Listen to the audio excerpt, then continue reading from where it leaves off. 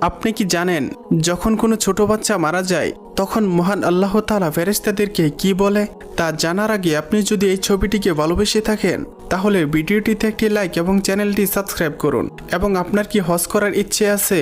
তাহলে কমেন্টে লিখুন ইনশাল্লাহ।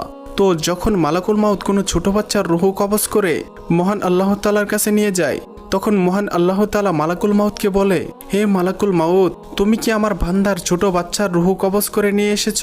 তখন মালাকুল মাউত বলে, জি হ্যাঁ। তখন আল্লাহ তাআলা পুনরায় বলেন, তুমি কি আমার বান্দার কলিজার টুকরাকে নিয়ে এসেছ? তখন মালাকুল মাউত বলে, জি হ্যাঁ। তখন আল্লাহ তাআলা বলেন, তখন আমার বান্দারা কি বলেছে? তখন মালাকুল মাউত বলে, তারা আপনার প্রশংসা করেছে। তারা বলেছে, ইন্না লিল্লাহি ওয়া ইন্না ইলাইহি রাজিউন। তখন আল্লাহ তাআলা বললেন, আমার সন্তানহারা বান্দাদের জন্য জান্নাতের মধ্যে একটি গৃহ নির্মাণ করো, আর সেটির নাম রাখো বাইতুল হামদ।